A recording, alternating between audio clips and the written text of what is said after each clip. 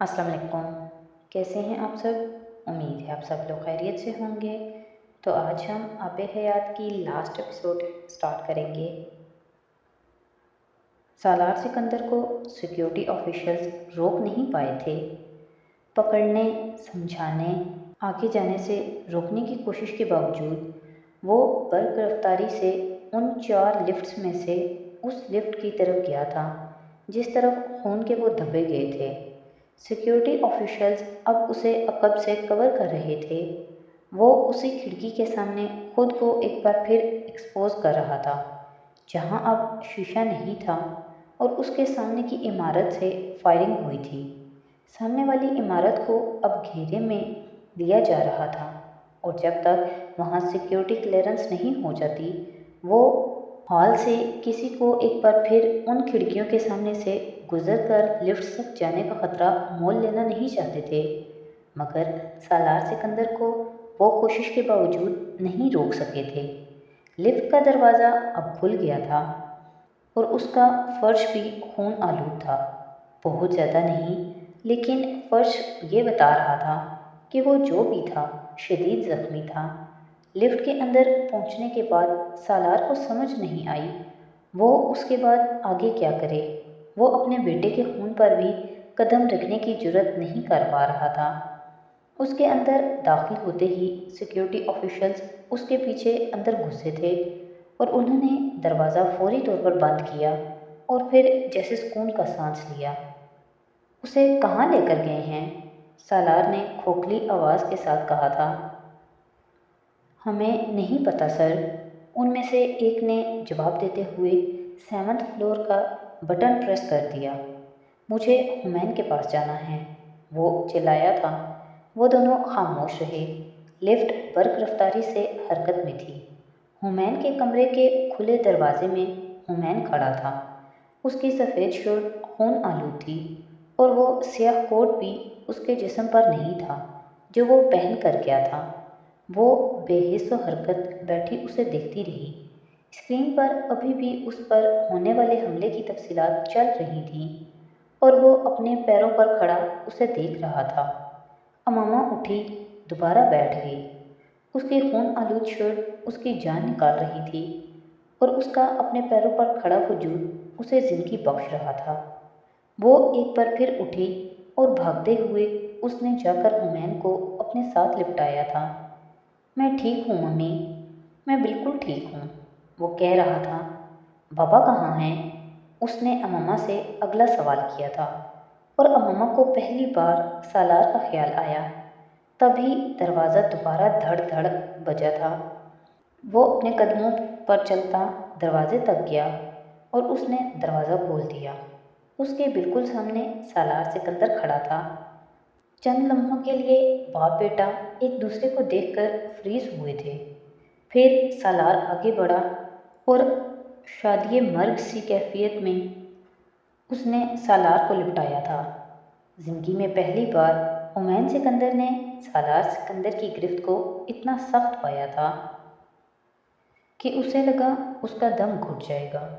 उसे अपनी गर्दन की पुष्ट से बहते हुए खून की इतनी तकलीफ़ नहीं हुई थी जितनी अपने गालों को नरम करते सालार के आंसुओं से।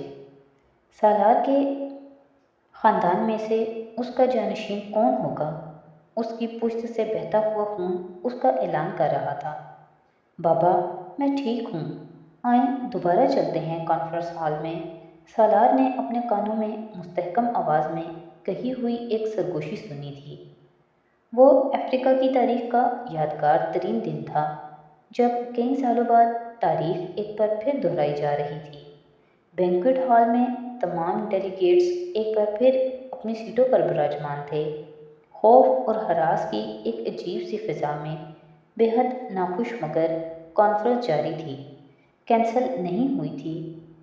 उस खिड़की का वो शीशा उसी तरह टूटा हुआ था मगर अब सामने वाली बिल्डिंग सिक्योरिटी ऑफिशियल्स के हिसार में थी।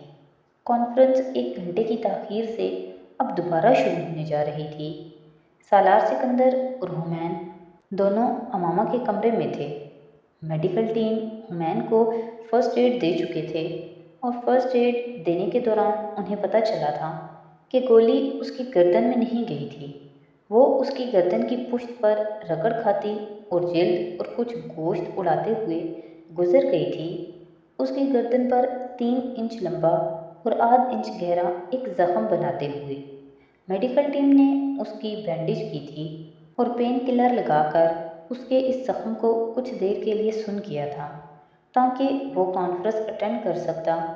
اسے بلڈ لگنا تھا لیکن وہ فوری طور پر اس کے لیے تیار نہیں تھا۔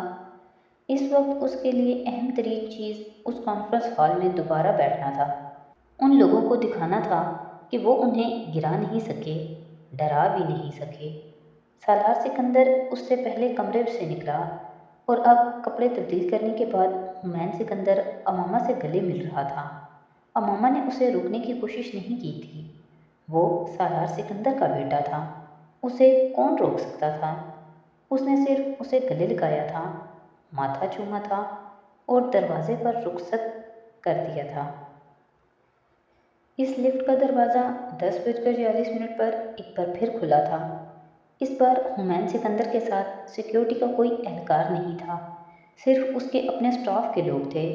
اس کے لفٹ سے کوریڈور میں قدم رکھتے ہی وہاں تالیوں کا شور گونجنا شروع ہوا تھا۔ وہ پریس فوٹوگرافرز اور اس کوریڈور میں کھڑے سیکیورٹی اہلکار تھے جو اسے اس دلیری کی داد دے رہے تھے جو وہ دکھا رہا تھا۔ لمبے ڈگ بھرتے اس نے ٹوٹے شیشے والی اس کھڑکی کو بھی دیکھا جو ہال کے داخلی دروازے کے بالکل سامنے ایک عجیب سا منظر پیش کر رہی تھی۔ اگرچہ اس کے سامنے اب سیکیورٹی اہلکاروں کی ایک قطار تھی۔ تیز قدموں سے لمبے ڈگ بھرتا ہمایون سکندر جب ہال میں داخل ہوا تھا تو ہال میں تالیاں بجنی شروع ہوئی تھیں۔ پھر وہاں بیٹھے وفود اپنی اپنی سیٹوں سے کھڑے ہو گئے تھے۔ ہمایون سکندر مسکراتا سر کے اشارے سے ان تالیوں کا جواب دیتا اسٹیج کی طرف بڑھ رہا تھا اور اسٹیج پر بیٹھے ہوئے لوگ آہستہ آہستہ کھڑا ہونا شروع ہوئے تھے اور پھر ہمایون نے سالار سکندر کو کھڑا ہوتے دیکھا تھا۔ ہمایون چلتے چلتے رک گیا تھا۔ وہ اس کے باپ کی طرف سے اس کے تعظیم تھی جو اسے پہلی بار دی گئی تھی۔ ایک لمحہ ٹھٹکنے کے بعد ہمایون سکندر نے اسٹیج کی سیڑھیاں چڑھنا شروع کر دیا تھا۔ دنیا بھر کے ٹی وی چینلز وہ مناظر لائیو دکھا رہے تھے۔ دلیری کا ایک مظاہرہ وہ تھا جو دنیا نے کئی سال پہلے اسی افریقہ میں سالار سکندر کے ہاتھوں دیکھا تھا۔ جرأت کا ایک مظاہرہ وہ تھا جو آج اسی افریقہ میں وہ ہمایون سکندر کے ہاتھوں دیکھ رہے تھے۔ اسٹیج پر اب ٹائی اور SIF کے دونوں سربراہان مل رہے تھے اور اس میمورنڈم پر دستخط کر رہے تھے جس کے لیے وہ وہاں آئے تھے، اور پھر ان کے بعد ہمایون سکندر نے تقریر کی تھی۔ اسی آخری خطبے سے اپنی تقریر کا آغاز کیا تھا جس کا حوالہ کئی سال پہلے اس کے باپ نے افریقہ کے اسٹیج پر دیا تھا۔ بڑی بابرکت ہے وہ ذات جس کے ہاتھ میں ہے بادشاہی اور وہ ہر چیز پر پوری طرح قادر ہے۔ اس نے سورہ ملک کی آیات سے اپنی تقریر کا آغاز کیا۔ وہ ذات جس نے پیدا کیا موت اور زندگی کو تاکہ تمہاری آزمائش کر سکے کہ کون تم سے زیادہ اچھا بعمل ہے، اور وہ ہے زبردست، ہے انتہا، معاف فرمانے والا۔ اس ہال میں سوئی گرنے جیسی خاموشی تھی۔ بے شک اللہ تعالیٰ ہر چیز کرنے پر قادر ہے۔ جو کن کہتا ہے تو چیزیں ہو جاتی ہیں، جو دشمنوں کی چالیں انہی پر الٹا دیتا ہے۔ کئی سال پہلے SIF نے سود کے خلاف اپنی پہلی جدوجہد افریقہ سے شروع کی تھی۔ یہ وہ زمین تھی جس پر میرے باپ نے ایک سودی نظام کے اعلی کار کے طور پر کام کرتے ہوئے سود کے خلاف کام کرنے کا فیصلہ کیا تھا۔ اس سود کو جیسے آخری خطبے میں نبی آخر الزماں نے حرام قرار دیا تھا، اور اس آخری خطبے میں یہ صرف سود نہیں تھا جس کے خاتمے کا فیصلہ کیا گیا تھا، یہ مساوات بھی تھی جس کا حکم دیا گیا تھا۔ انسانوں کو ان کے رنگ، نسل، خاندانی نام و نسب کے بجائے صرف ان کے تقویٰ اور پارسائی پر جج کرنے کا۔ SIF اور ٹائی آج اسی مشن کو آگے بڑھانے کے لیے دنیا کے سب سے بڑے گلوبل فنڈ کا قیام عمل میں لایا ہے۔ وہ بات کر رہا تھا اور پوری دنیا سن رہی تھی۔ وہ آخری نبی کا حوالہ دیتا ہوا بات کر رہا تھا اور وہ پھر بھی سننے پر مجبور تھے، کیونکہ وہ بعمل بہترین مسلمان تھے جن کے قول و فعل میں دنیا کو تضاد نظر نہیں آ رہا تھا، جو طاقتور تھے تو دنیا ان کے مذہب کو بھی عزت دے رہی تھی اور اس مذہب کے پیغمبر کو بھی۔ وہ ایک گولی جو دنیا کی تاریخ بدلنے آئی تھی، وہ کاتب تقدیر کے سامنے بے بس ہو گئی تھی۔ تاریخ ویسے ہی لکھی جا رہی تھی جیسے اللہ تعالیٰ چاہتا تھا، اور وہ وہی لکھ رہے تھے جن کو اللہ نے منتخب کیا تھا۔ بے شک طاقت کا سرچشمہ اللہ ہی کی ذات ہے، جس کی محبت وہ آب حیات ہے جو زندگی کو دوام بخشتا ہے اس دنیا سے اگلی دنیا تک۔ ترم کا پتہ، مارچ 2040۔ امریکہ کے اس ہسپتال کے نیورو سرجری ڈپارٹمنٹ کے آپریشن تھیٹر میں ڈاکٹر جس شخص کا دماغ کھولے بیٹھے تھے وہ آبادی کے اس 2.5% حصہ میں سے تعلق رکھتا تھا جو 150 IQ لیول کے ساتھ غیر معمولی صلاحیتوں کے حامل تھے۔ وہ آپریشن 8 گھنٹے سے ہو رہا تھا اور ابھی مزید کتنی دیر جاری رہنا تھا یہ کسی کو اندازہ نہیں تھا۔ ڈاکٹرز کی اس ٹیم کو لیڈ کرنے والا ڈاکٹر دنیا کے قابل ترین سرجنز میں سے ایک تھا۔ آپریشن تھیٹر سے منسلک ایک کلاس روم میں سرجری ریزیڈنٹس اس وقت جیسے سحر زدہ ماحول کی طرح اس ڈاکٹر کے چلتے ہوئے ہاتھوں کو بڑی اسکرین پر دیکھ رہے تھے جو اس کھلے ہوئے دماغ پر یوں کام کر رہا تھا جیسے کسی پیانسٹ کی انگلیاں ایک پیانو پر۔ وہ اپنی مہارت سے سب کو مسمرائزڈ کیے ہوئے تھا سوائے اس ایک شخص کے جس کی زندگی اور موت اس وقت اس کے ہاتھ میں تھی۔ آپریشن کے دوران وہ نیورو سرجن چند لمحوں کے لیے رکا تھا۔ ایک نرس نے بنا کہے اس کے ماتھے پر ابھرے ہوئے قطروں کو ایک کپڑے سے خشک کیا۔ وہ شخص ایک بار پھر اپنے سامنے آپریشن تھیٹر کی ٹیبل پر پڑے ہوئے اس دماغ پر جھکا جو دنیا کے ذہین ترین دماغوں میں سے ایک تھا اور جو ایک گولی کا نشانہ بننے کے بعد اس کے سامنے آیا تھا۔